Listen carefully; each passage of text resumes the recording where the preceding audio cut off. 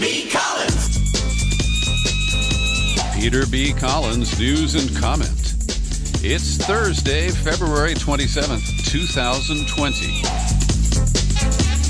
We've got news on the continuing efforts by corporate Democrats to stop Bernie Sanders. Updates on the coronavirus. Now in the good hands of Vice President Mike Pence. But we lead today with the story that is being largely blacked out by the corporate media in this country. And it is in their self-interest to cover the important preliminary extradition hearings of Julian Assange from Britain to the United States. But they prefer to go wall-to-wall on fear-mongering over coronavirus and many other distractions, including the presidential primaries of the Democratic Party. And we'll get to our coverage of those important stories in a bit. But I am deeply troubled that the very news outlets that collaborated with Wikileaks, that voluntarily published materials that had been obtained through the Wikileaks leak system, the New York Times and Washington Post deserve special attention in this regard. And they are barely acknowledging that this pivotal legal process playing out in Britain could have a devastating impact on their own investigative journalism work. And so I want to commend consortiumnews.com, Kevin Gostola, and Shadowproof. They have been at some expense because they have people on the ground in London, and they've been providing excellent coverage of these critical preliminary hearings. Now, they did adjourn today, and the resumption will be in May, when it is expected that the actual extradition proceedings may run for 3 to 4 weeks. And the central issue that is playing out in the court is what law prevails. Is it the United States, United Kingdom extradition treaty? Or is it the domestic law of the United Kingdom, which has been amended twice since 2001? And the coverage suggests strongly to me that the barrister who is presiding over these hearings is deeply biased against Julian Assange. And as the lawyers argue over what is the controlling legal authority, we're seeing that the corporate media in this country is just not interested. Now, there have been a few short articles acknowledging that this is occurring. But the Times and the Post, at least based on my search of their websites, do not appear to be dedicating any special resources to this coverage. And so the judge in the case, Vanessa Baratzer, seems inclined to accept the prosecution's argument to disregard the treaty because it has clear exceptions. I'm looking at Article 4 of the U.S.-UK Treaty under the heading Political and Military Offenses. Item 1. Extradition shall not be granted if the offense for which extradition is requested is a political offense. And then there are 6 exceptions, including murder of a head of state, manslaughter, malicious wounding, inflicting grievous bodily harm, kidnapping, abduction, unlawful detention, hostage-taking, using or threatening the placement of an explosive incendiary, possession of same. None of this describes what Julian Assange has done or what he is accused of. And as you know, his efforts in 2016 pissed off a lot of people, including Hillary Clinton supporters. And clearly, his efforts to release the Democratic National Committee and John Podesta's emails were political in nature. You cannot argue otherwise. But the U.S. is not charging him for any offenses after 2010. And they're claiming that the release of the collateral damage video, the release of the rules of engagement in Iraq for the U.S. military, that those aren't political. But the defense team says, hey, look, Julian Assange released this material and it changed public opinion. It led to the U.S. withdrawal from Iraq. And so what it boils down to is whether Judge Baratzer will be able to cherry pick the controlling authority, as I say, either the treaty or the domestic law of the United Kingdom, in order to deliver Julian Assange to U.S. authorities for what would likely lead to a life of imprisonment. Hardly a fair trial can be expected for Mr. Assange. And one of the lawyers, a Brit who is representing Julian Assange, Edward Fitzgerald, told the judge that the treaty is the basis of the extradition request. He says to have an extradition request, you've got to have a treaty. And I think that is quite rational. I'm not a lawyer. I'm not trained in the vagaries of British law. But it seems just so commonsensical that the British law cannot completely control the relationship between the U.S. and Britain based on the treaty. And also the British law is silent about the political exemption.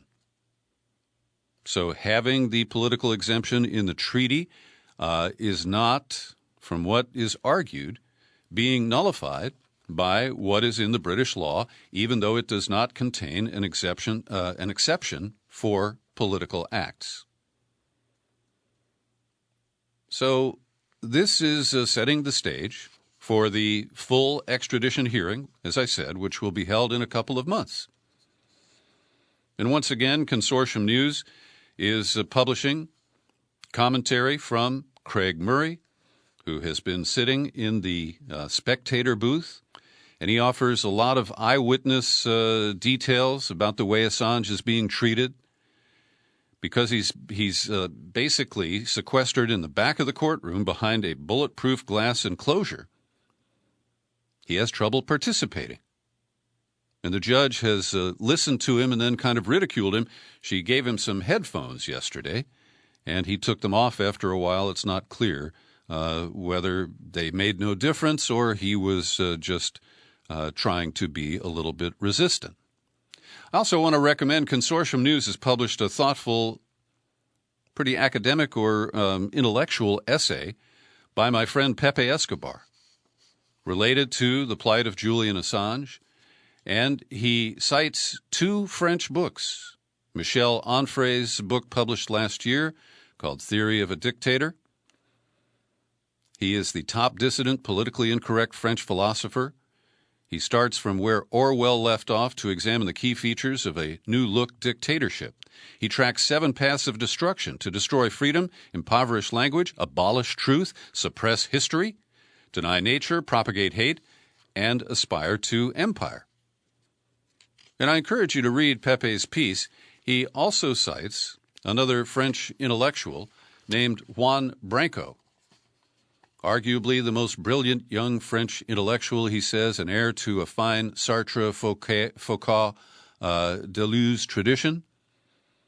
And he has a bestseller called Crepuscule, and I don't know what that translates to in English, but I think it's a very interesting piece, and it really, I think, exhibits what a great mind and a great thinker Pepe Escobar is. He also has a command of many languages because he can read in French, Italian, Portuguese, maybe some Spanish, and he's highly fluent in English, too. I often criticize the often dreadful Washington Post, particularly under its current ownership of Jeff Bezos.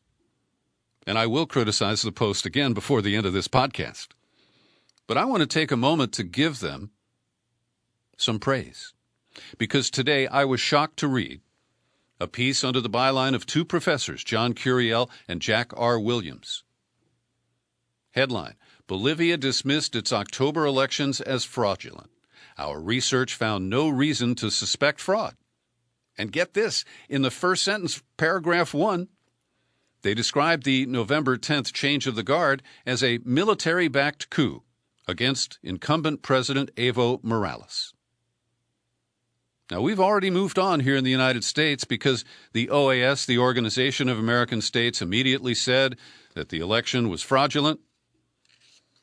That led to the military coup, the power grab by the right-wing oligarchs of Bolivia, the evisceration of the socialist structure that Evo Morales championed. And I want to be honest that Evo Morales did change the term limits law, but he didn't cheat in the election. I've linked to this article in the show file for this podcast, and fundamentally, the authors are really frank and candid. The media has largely reported the allegations of fraud as fact. Many commentators have justified the coup as a response to electoral fraud by Morales. However, as specialists in election integrity, we find that the statistical evidence does not support the claim of fraud in Bolivia's October election. Now, I want to see these guys look into the 2018 election in Venezuela, where, without fact, the United States, many allies, have simply declared that the Maduro government rigged the election, despite significant evidence to the contrary. That becomes the basis for the regime change effort, what can we say? The support for Juan Guaido, who has no basis to claim that he is the real leader of Venezuela. And so I encourage you to read this because it gets a little technical, but the bottom line is that Morales did surpass the 10 percentage point margin in the first round of the voting and was legitimately elected president on November 10th last year. Now to the coronavirus. The markets were not settled today. Another 2% cost to my retirement account. And I'm not being, self-serving or selfish about that. It's just how everybody views this. Anybody who's in the stock market has taken a 10% haircut this week, and it technically qualifies as a correction. And Trump, who went to the podium in the White House press room yesterday and told blatant lies that were contradicted by the experts who spoke before and after him, and he seemed oblivious to that. He said, there were 15 cases, but some of those people have recovered, and so maybe there are 5, and maybe it's only 1 in the United States. Who does he think he's kidding? And to put Mike Pence in charge of this, the guy who is governor of Indiana, imposed regulations that caused an increase in HIV/AIDS cases, a guy who doesn't believe in science. And, critically, the new assignment for Mike Pence includes control of the media statements of all public officials who now report to him. So the people from the CDC who've been on television the last few days, they now have to get their comments cleared through Mike Pence in his office. This will be a clampdown on the free flow of information, and it leaves us on our own. And I don't want to be too doom and gloom about this. And I still have questions about the origins of the coronavirus, the mishandling by China, which has allowed this to spread to now 6 continents. But fundamentally, I accept that this is a serious risk to the health of most Americans. There is no treatment for it. 80% of the people are said to have mild cases, but 2% of the people infected in China have died. And when you talk 2% across the U.S. population, that is several million people. And so it's fair to say that many Americans will get sick, some will die, and we are on our own. We cannot trust this president. We cannot trust the functions of our government in response. One of the things that Trump said was, well, we got a vaccine in the pipeline. Well, it's at least 9 months away, and my vaccine safety advocates who listen to this podcast know that that's not a panacea. They might create the wrong vaccine and kill people that way. Because vaccine makers enjoy full immunity from liability, we are truly on our own.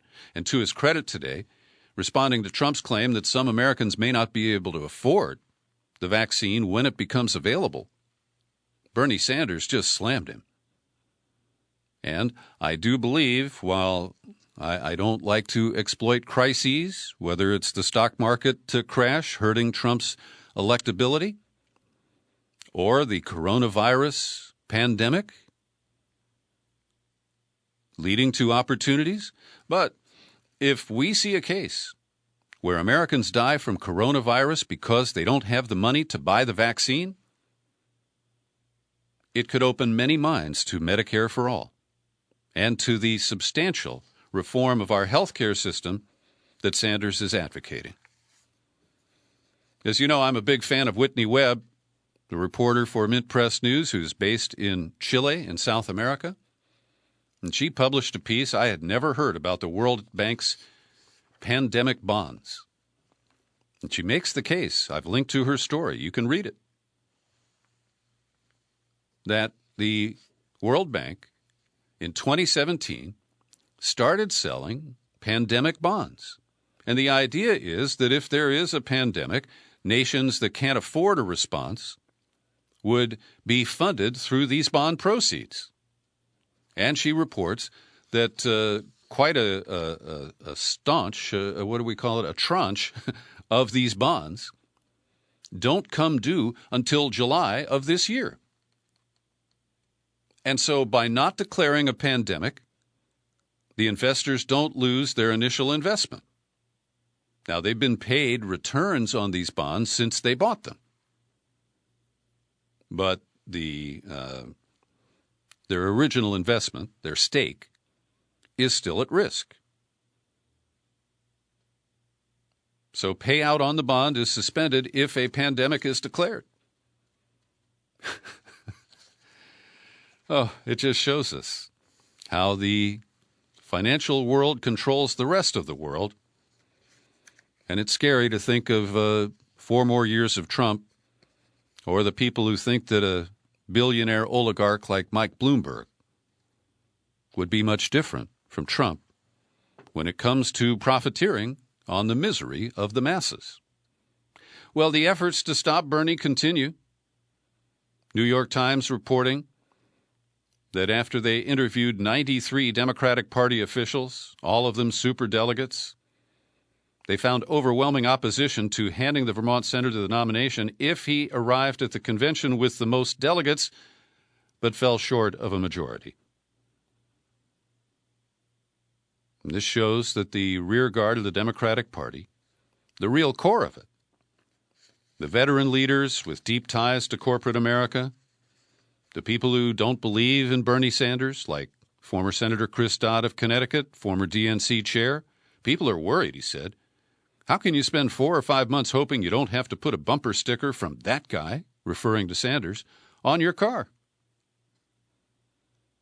And this sniping, as Nancy Pelosi and Chuck Schumer are trying to talk about unity, trying to deny that Sanders would hurt House or Senate efforts at gaining a majority or holding the House majority.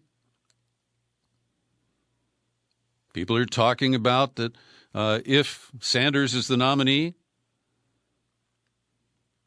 that Michelle Obama should be named as the vice president. Now, I just think that's such a reach. I don't know too many people who think Michelle Obama has the experience to be a vice president and be the second in line or the first in line if the president dies. That is tokenism at its lowest. And their efforts to get Sherrod Brown to come into the convention as a white knight to be nominated in case there is a deadlock at that convention.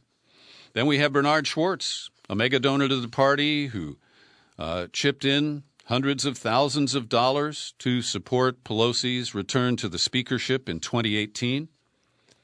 He says, well, with all due respect, Bernie Sanders cannot beat Trump. Well, he's just an idiot. Now, he's got a lot of money, so he can't be totally stupid. But he willfully ignores the data that's out there because his self-interest speaks louder than the voices of the American people. And now it's time to once again bash the often dreadful Washington Post and its top Bernie-bashing columnist, Jennifer Rubin. So yesterday she published a column, Sanders Continues to Sow Chaos. Today she published another one that I'm not going to quote from, where she urges Democratic leaders to be alarmed like her and find ways to block Bernie Sanders. And she dings Bernie because he raised the point that some people who went to the debate in Charleston paid $1,750 for a ticket. Now that's being dismissed as a conspiracy theory. They didn't sell individual tickets to the debate. They did sell sponsorships for that amount of money. But they're claiming that most of the people who attended didn't buy their tickets. And Bernie didn't say that they did. But that's how it is being interpreted and regurgitated in Jennifer Rubin's mind. She says no one in the field of Democratic candidates is willing to stoke rumors and animus toward the press the way Bernie does. The Post reported on Sanders being briefed months earlier that Russia might be trying to help his campaign. He retorted, he hadn't revealed that because I go to many intelligence briefings, which I don't reveal to the public. Then he said, it was in the Washington Post? And sarcastically, he said, good friends. Well, this is well justified. His animus toward the often dreadful Post. They showed in 2016 in that one, 48-hour period when they published 16 hit pieces on Bernie Sanders. And they haven't been much more fair and balanced to him in this cycle either.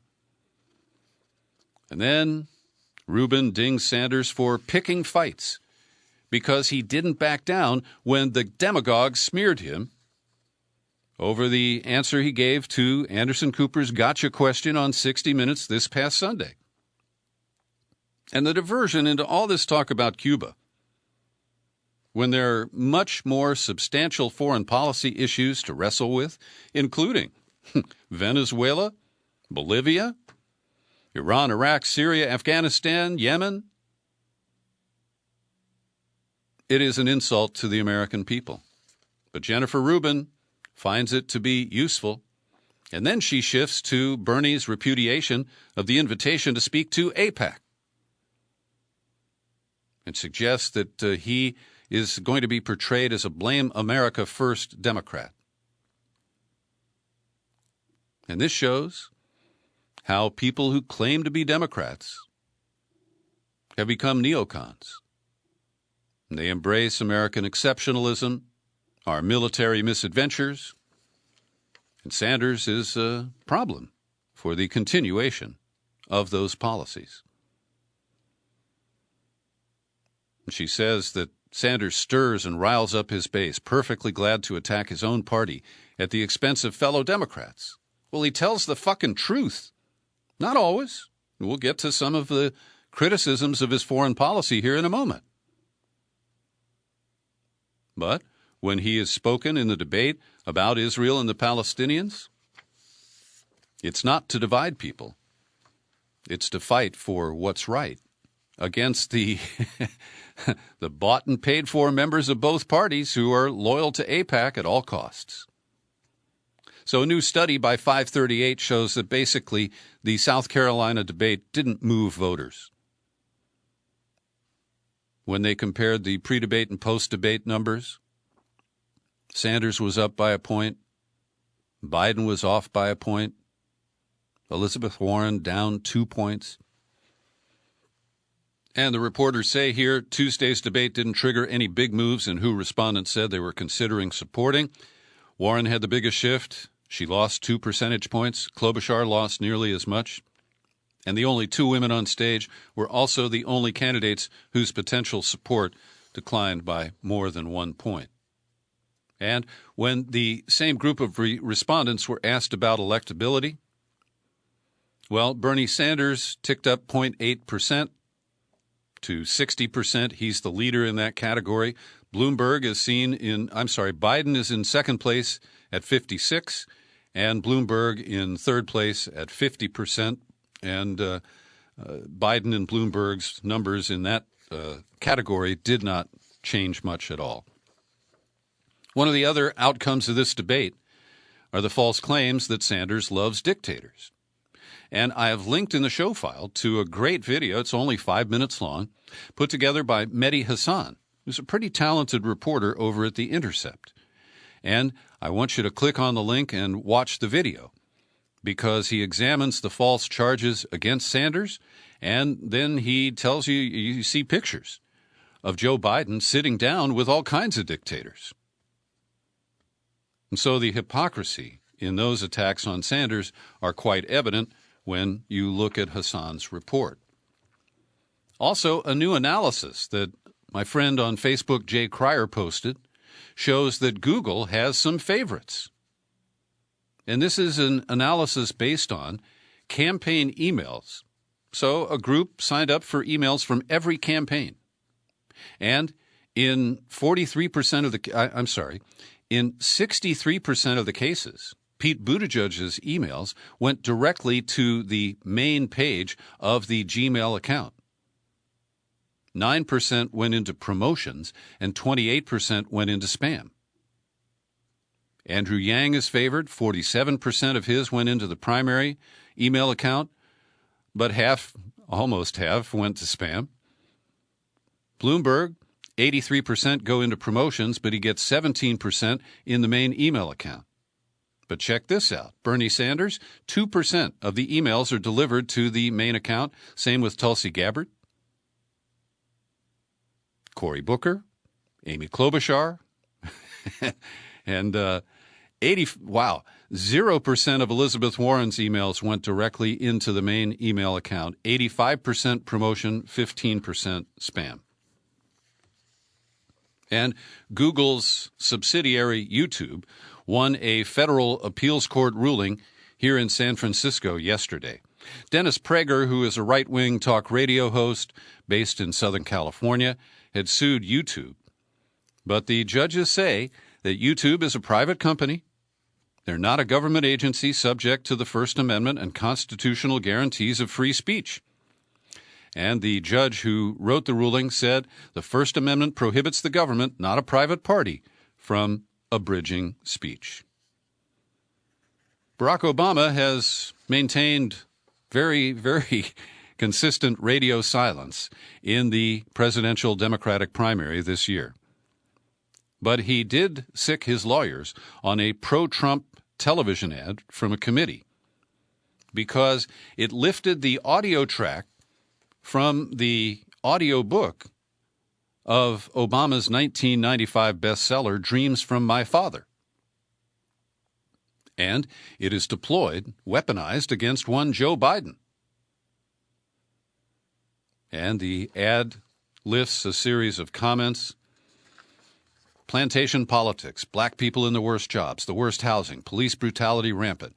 But when the so-called black committeemen come around election time, we'd all line up and vote the straight Democratic ticket. Sell our souls for a Christmas turkey. And so I deplore that effort, and I applaud Obama for trying to fight for the truth. But he hasn't taken any measures to stop Mike Bloomberg from plastering the country with his TV ads that include a lot of footage of him with Obama, and Obama praising Mike Bloomberg as the mayor of New York. It's really unfair. And Bloomberg is not the only one using Obama footage. Barack should crack down on every last one of them and say, no, I haven't endorsed you. You can't use my name, my picture, or my moving picture with me talking. Also, this is a cheap shot, but it's been up since last Friday, and hundreds of thousands of people have viewed a selectively edited video. that came from the time when Bernie Sanders hosted a community access TV show in Burlington, Vermont. And in one episode, he sat down with kids and tried to explain the hurtful nature of racist remarks. But this video edited out the context. And you just see Sanders saying Italians are gangsters, the Irish are drunk, Jews are greedy, and black people don't smell good. So the AP rates this as flatly false, but it is in circulation. Will YouTube take it down? They have the right to. The court just affirmed that. And of course, I have mixed feelings about censorship of this nature because, well, it is censorship. I want to commend to you a piece at Mint Press News today by activist Dakota Lilly, because she defends Bernie Sanders from the red baiting of the last 5 days. But she goes on to say, you know, you got to look at the complete record of Bernie Sanders, and it's not all pretty. She writes he has dismissed Hugo Chavez of Venezuela as nothing more than a dead communist dictator. He has distanced himself from socialist, anti-colonial, and independence-based movements and governments, going so far to say, when I talk about democratic socialist, I'm not looking at Venezuela, I'm not looking at Cuba, I'm looking at countries like Denmark and Sweden. He's also called the democratically elected President Nicolas Maduro a vicious tyrant from Venezuela and called for free and fair elections despite the fact that the elections in 2018 were monitored and validated by dozens of international observers. And she says, in repeating these hegemonic media fallacies, Sanders lends his voice to the cause of legitimizing regime change in support of U.S. foreign policy goals. He has put himself on the same side as warmongers by repeatedly voting for ever-increasing defense appropriation bills until Trump was elected at least. And he also has never explained his deep support for the boondoggle of the F-35 fighter jet. I want to recommend a blockbuster published at Counterpunch yesterday under the byline of Matthew Ho. And Matthew Ho explains that he is a combat veteran of Iraq and Afghanistan. And he's mighty pissed that Pete Buttigieg claims to have been a combat veteran. Now, Pete uses the language carefully to say that he served in a combat zone. He doesn't quite say that he engaged in combat. But what is fascinating is that Ho has looked into how Pete Buttigieg got into the Navy. He was a reserve officer in Indiana, and then he received a direct commission into the Navy. Those who are directly commissioned do not attend service academies, complete ROTC training, or go to an officer candidate school. They also don't even engage in basic training. So he looked into the one document that's been released, the DD-214 of Pete Buttigieg, and it lists 1 month and 23 days of active service. That's all. Now, he spent almost 6 months in Kabul, Afghanistan. And according to his book, he spent most of his time as a driver for other military officers. And his document, the file document, does not assign him a military occupational specialty. And that's why, since he didn't attend a military school or get any special training, that's why he has no MOS. So it's a fascinating look, ties into the DEA and the CIA, and I encourage you to check it out. Every day when I remember, I pause for a second to thank the people who support my work here at the Peter B. Collins Podcast with your subscriptions. Great people like Siri Walgren, Joe Carson, Marvin Rasmussen, and Paul Karsh. And I've got to single out Ray Lutz for special mention today. He is the San Diego activist on nuclear power plant decommissioning and on election integrity. And he informed me last night that he got some new funding, and he is going to be supporting the Peter B. Collins podcast to the tune of $100 a month. Ray, that really floored me, and I'm very grateful. If you're not a subscriber, you can change that. All you got to do is visit peterbcollins.com, click on menu, click on Become a Subscriber. You'll hit the sign-up page, and I think you know what to do from there. So we've been obsessed with our own electoral process here. Monday is the third election in Israel, the parliamentary election that could lead to the forming of a coalition government that could see the replacement of Benjamin Netanyahu with Benny Gantz. Now, Benny Gantz is a former military officer, a staunch Zionist. Don't expect a lot of change, but maybe the tone will change a little bit. And Benny Gantz is not accused of any corruption, where Bibi Netanyahu will be facing trial soon after the election. I think it starts in mid-March. So we're going to watch and wait and see what happens. Meanwhile, just to get people all revved up, Netanyahu ordered attacks on the Gaza Strip after Israel killed an Islamic Jihad militant, they report, who they said was laying explosives along the Gaza-Israel border. Then they removed his body with a bulldozer. Just a nice, touching way of dealing with a dead body. And the ceasefire was declared on Monday evening, and I haven't seen reports of any other skirmishes since. And finally, one more article I want to recommend to you by the aforementioned Whitney Webb at Mint Press News. This was published a couple of days ago, and I'm just getting to it. You may know that Trump has temporarily assigned his ambassador to Germany to run the Office of the Director of National Intelligence. This guy is Richard Grenell. He is a hardline Trump supporter who has alienated many of the diplomatic counterparts in Germany. And what Whitney Webb points out is that Grenell has many conflicts of interest. He has no experience, no intelligence background, and he is a deep supporter of the State of Israel. He once worked for Arthur Finkelstein and Associates, which ran campaigns in Israel, including the architects of Netanyahu's first campaign back in 1996. This guy, Grenell, is also tied to the Mega Group with wealthy leaders, including many American Jews who support Israel.